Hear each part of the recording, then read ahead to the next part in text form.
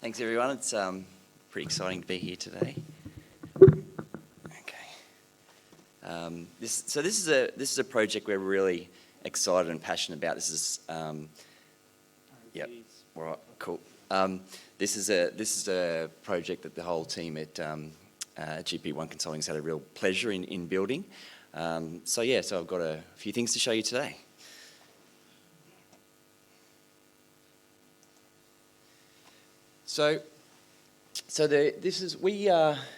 We won a bid to build this for the Queensland State Government. So this is a Queensland State Government app.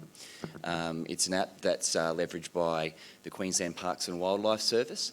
So this app that you can download free on your iOS and your Android phone is really a window into alerting QPWS rangers into what you might see out there on the riverbank. So if you see a crocodile, jump on the app, punch it in. If you see some crocodile marks or eggs, there's also an engagement piece to be able to just kind of help feed that information to the rangers.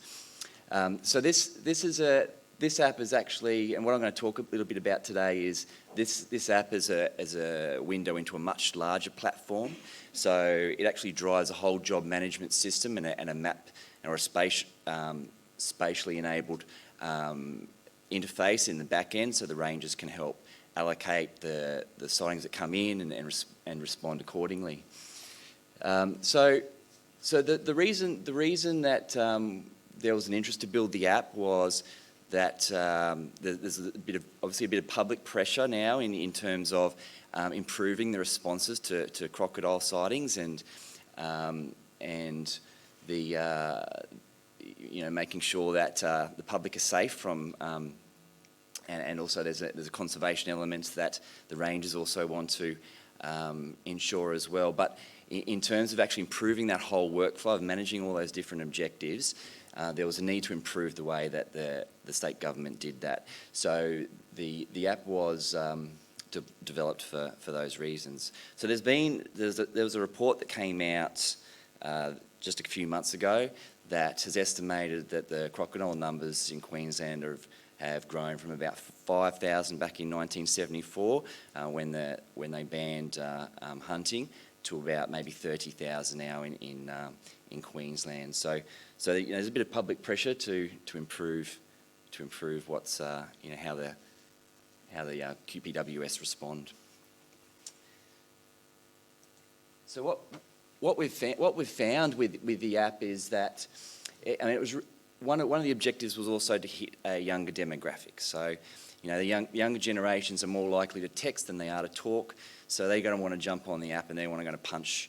They're more likely to use an app than to sort of jump on the phone. The 1300 number that's still available, but previously it was just the 1300 number that you'd have to ring to and talk to someone to get that message across. So the app sort of hits a younger demographic as well, and we've found that previous to the release of the app 12 months ago, we were getting about 50 sightings a month, so we're now almost doubling or tripling that every month. So some of those are obviously duplicates, and the rangers will sift through that and work out what's accurate. There's some capabilities within the app, so you can actually jump in there and find out what crocodiles have been sighted over the last 30 days. So it's also an engagement piece as well. So if you punch something in or you've logged a sighting, it's also a bit of an engagement piece to the person that's made that effort, so that they can see that something's being done. So previously, if you rang up the 1300 number, you probably wouldn't hear back from the state government. And so it's sort of keeping that open engagement with the public as well.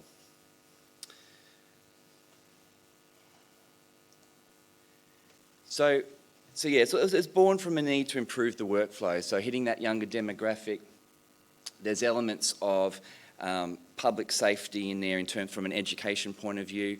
Keep those German backpackers safe. There's a few things that we know as part of living in North Queensland, but for those that come into North Queensland, simple things like standing back from the water's edge, putting an esky between you and the water's edge when you're fishing. Simple things like that common sense isn't always common. So there are some things in the app that kind of help kind of explain some of those things. But mostly it's really about engaging with the public to put those sightings in, and also feedback. Yeah. I haven't got, but yeah. But I haven't got any of those photos in there. But yeah, pretty much every sign you'll see around beside the rivers has a German warning.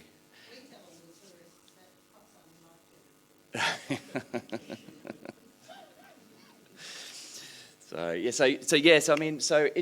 had a massive response. I probably should say the reason it's been called QWildlife and not Crocwatch or Crocwise, which is the terms for the crocodile management program, is it's going to be adopted for other animals. So, they're looking at, the potential to make use of this for cassowaries, koalas. So there's an extension, this extension idea is to be able to sort of adopt this more broadly.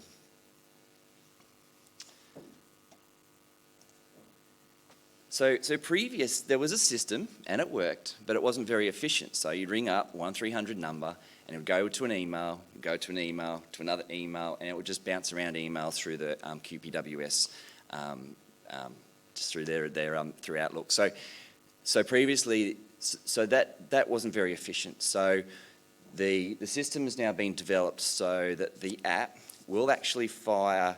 I'll talk a little about the technologies that are used for the app, but it's based on Survey 123, so the ArcGeo Survey 123 platform. And when you punch in your survey or your report, it'll actually fire notifications to the rangers through SMS, through emails, to actually drive the next response. So every sighting that comes in initially is treated as a top high priority until there's a rapid assessment done by the ranger to either verify that or pull that back. But if a ranger doesn't jump in there, there's notifications that will then move up the chain of command to management and executive management to make sure that someone actually gets in there and has a look at it and does something about it.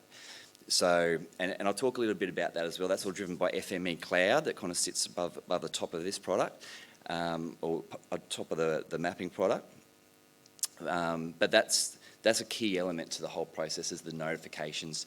They looked at, as part of the journey, they even looked at robotic calls as well to the rangers, but that didn't go down too well. So they're using just SMSs and emails at the moment. But that it seems it's quite popular, and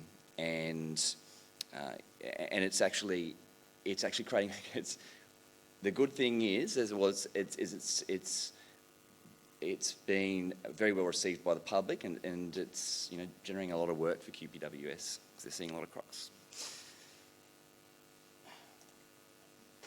So the key to the success of the project was really attributed to the fact that the rangers were part of the whole journey. So this is a 12-month project. So there was about 3 of our guys working on this for 12 months, and there was another 3 guys from the DES, Department of Environment and Science, that formed some business analyst roles, and they were working on it as well. So there was a few 6 or 7 people working on this for quite a length of time.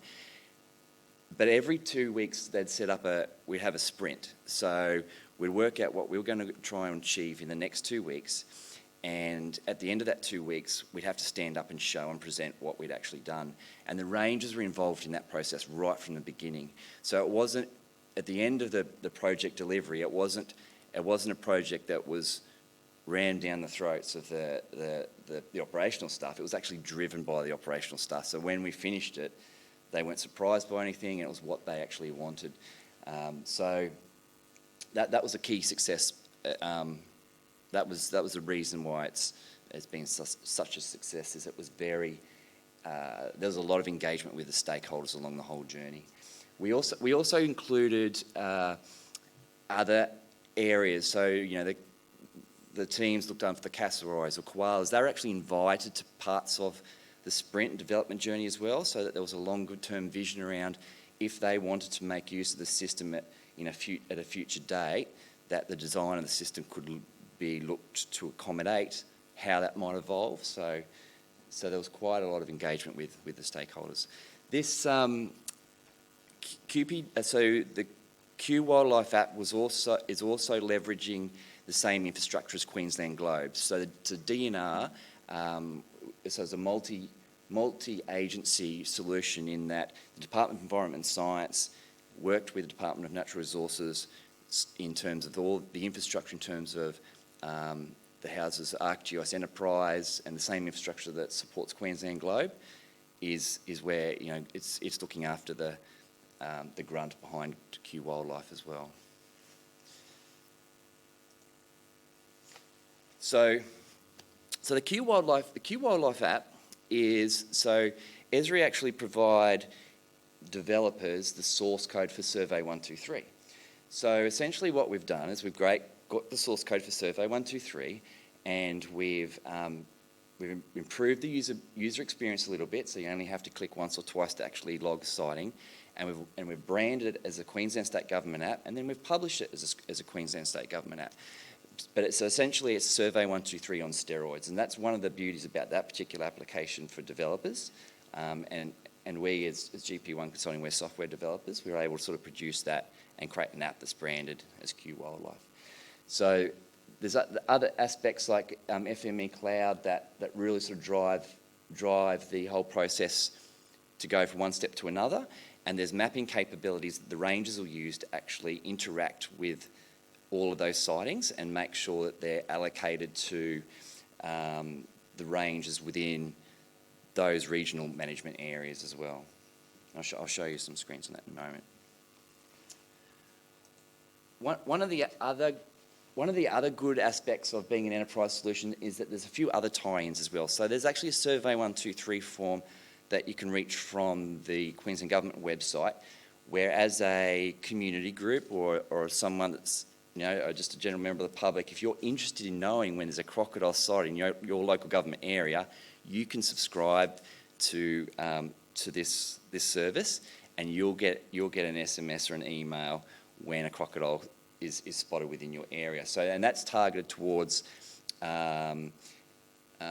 councils, lifeguard associations, community groups that might have some presence along the waterways that might be interested in that. So there's a few different. So QWildlife is just one end product as part of, you know, a wider ecosystem of tools that are trying to enable and make use of that information. So yeah, so the app itself has you can actually download the app, click on report a sighting, and go to the point where you get to this screen here. So long as you don't hit that last button there to log a crocodile, you can actually get in there and have a look. And there's some the inputs are really tailored so that rather than saying, oh, how big was that crocodile? Oh, it was this big. We've kind of given them an idea of relevance. So was it as big as a bike? Was it as big as a car? You know, so to try and stage, because what they're really looking for are problem crocodiles. So, you know, problem crocodile being a crocodile that's bigger than 2 metres. It's displaying aggressive behaviour, or it's within a close proximity to people. So they're the ones that are problem crocodiles. And if you go into the map, many of those areas that have got a red star, they're the problem crocodiles that are currently there, being sighted in the last 30 days, and they're the ones that you know, they have to actively either catch or, you know, potentially euthanize, unfortunately, and, you know, they're the ones that sort of drive a lot of the response from a criticality point of view. So back in the Ranger hut, they've got access to a mapping display where there's a widget on the side, and these are some screenshots of that widget where they can actually allocate. So the person that's been assigned to, they can then allocate that job to, you know, to another officer. They can allocate it to a particular an on-duty officer, and then they'll actually then have to they might actually call you up and get some more information from you, so to engage with the actual sighting, and then they'll actually monitor and manage the activities that are associated with that. So, you know, there might be the activity to go out and do some reconnaissance work, and then there'll be those emails and SMS notifications that will continue to drive that, so eventually it gets closed out and it's not left open or left hanging.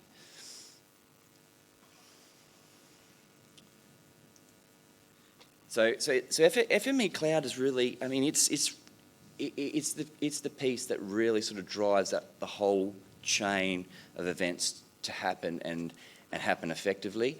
So we've used a product called Twilio that is actually the communication platform that drives the SMSs and the emails, potentially robotic phone calls, and Survey 123 will sort of reach out to FME Cloud to create and drive that workflow, and they're then leveraging Power BI to do some dashboarding inside, and then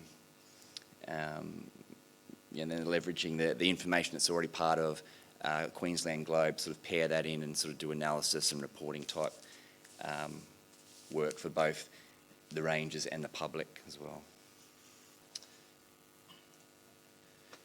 As a plug for Survey 123, so webhooks is a capability that's out of the box. So with Survey 123, you configure it so that if you actually lodge a survey or a report, or in this case a sighting, you can have it drive another workflow or drive another work process, and in this case it will drive an FME Cloud workbench to actually create those notifications. And my last slide, so this is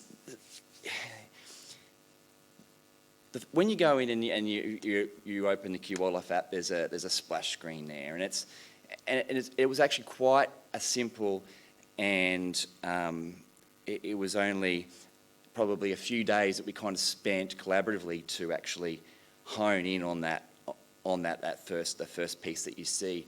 But it's really, really important. I think the whole user experience in terms of what you first presented, and also the number of clicks that you need to use in terms of actually getting to the whole objective of the app, which is to log a sighting. It's really, really important. When we first designed it, there was a few. They were throwing around that cuddly crocodile, and it was like, and it was one of the terms was that they almost qualified a crocodile in the first way of the app. And we went, this isn't the message we want to give. We don't want people to use this app to go out and find these cuddly crocodiles. We want to it needs to be really sharp. It needs to be it needs to be a warning that this is an app that we want people to we want to improve public safety. So yeah, it was when we first started out the journey, it was a much different logo you would have kind of seen on the first page. But yeah, that's me. Thank you very much.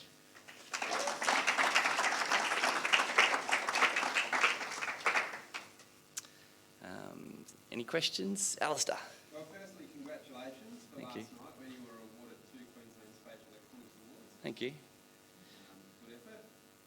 Secondly, I've just downloaded the app and I was checking it out, and there's like a stack of reports in a fish farm, fish or prawn farm or something, south of Currambine Beach. You got any gossip on that? That farm is having a bad run. No comment.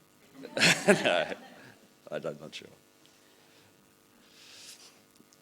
I was wondering, like, if the eventual plan is to start working in other wildlife, like not just crops and stuff. I don't know, like, have you sort of heard much feedback on whether people sort of are using it more along the lines of a couple of questions. The first one is like, how do you trust the data coming in? Like, how do you people aren't just, problem crocodile, I've seen a tiny little freshy, Yeah. alarm bells, someone can remove this. Yep. How much wasted time is there activity rangers going out to non-problems? Yeah. I don't know if you know that. Well, you won't. I think they tend to find that I mean, they will get that, and I think that there's still an engagement piece. Like if someone's going to report, like even a freshwater crocodile and a small one, and they're actively taking that on board, then when they do see like one of those big boys, and they're going to be more, there's that engagement piece. They're going to be more willing to interact and tell the Queensland government when they see a crocodile, if they take all of their sightings into account.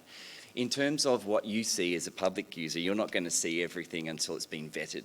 So you can put, like if you put stuff put stuff through, you won't see it straight away pop up on the map, because they'll do a rapid assessment of that sighting, and they'll also probably go and check to whether that's a duplicate sighting as well. So they're going to try and minimise 10 sightings for like what could be one crocodile. Yeah. It's like, there's a couple of Clifton and stuff, and Funko, or just certain beaches where they always are. And, Yeah. They've been there forever, and Yeah. you might get a ton of sightings there, but it's actually just the same croc.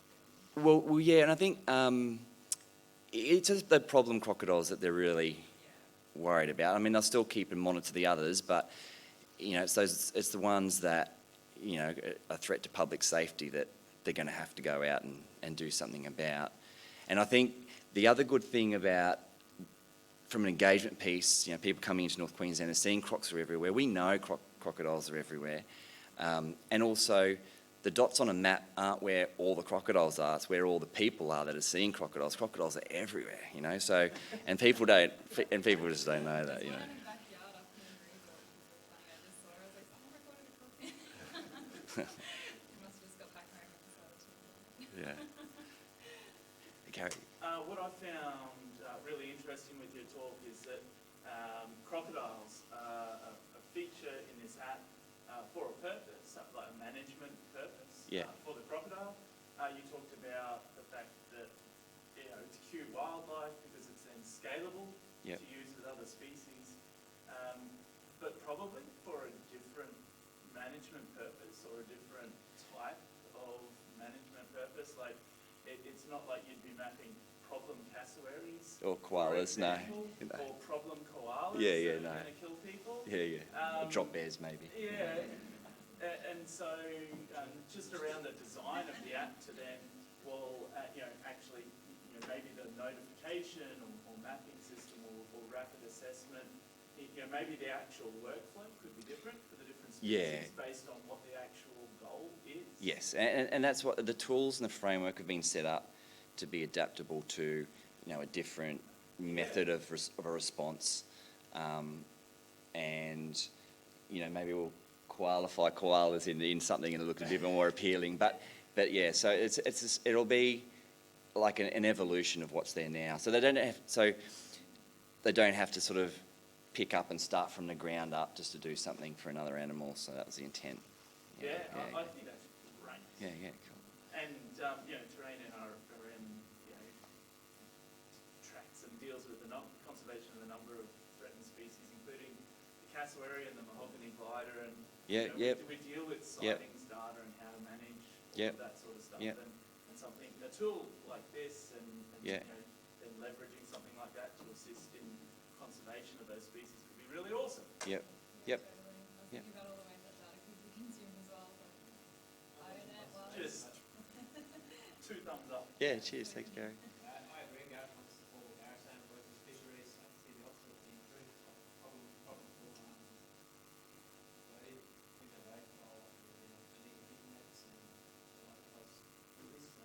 Yeah.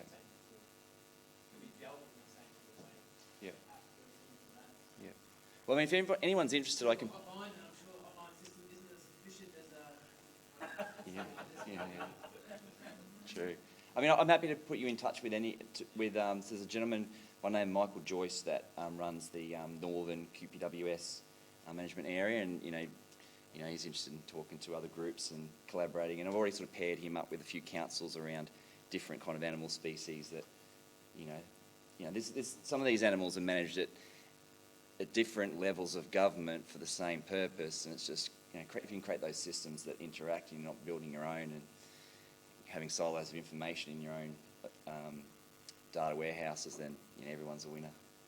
So, yeah, cool. In terms of the sort of technology stack that's sitting underneath the platform, is that something that was sort of worked on collaboratively with the customer of QPS or the state government? Did they want you to slot into their framework, or did you sort of get some leeway to suggest if you wanted to focus on?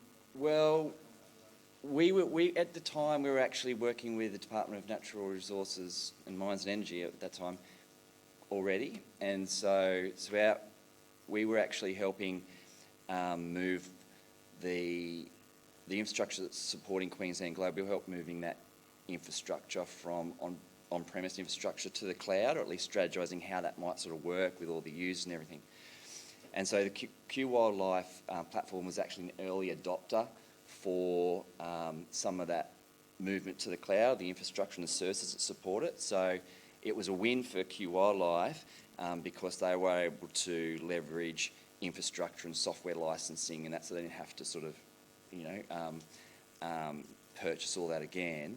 And it was also a win for the Department of Natural Resources because they were, they were testing. They were essentially for the first, before they actually went to production. Obviously, they were sort of testing an environment that hadn't been widely used in the cloud. So that was a win-win. So I think it's being able to unify those different groups together and sort of collaborate is, I think, is really important. And it's especially for us. So I'm based in Townsville. So especially for us in North Queensland that don't necessarily always have, the large pools and buckets of money that potentially our city cousins have. I think it's really important to have collaborative partnerships up here for sure. I imagine it would be quite validating that the system you're trying to build could slot into that sort of evolution of migration from another system. Yeah. You can leverage some of the things that are in place. Yeah. Thank you. Cheers. Thanks.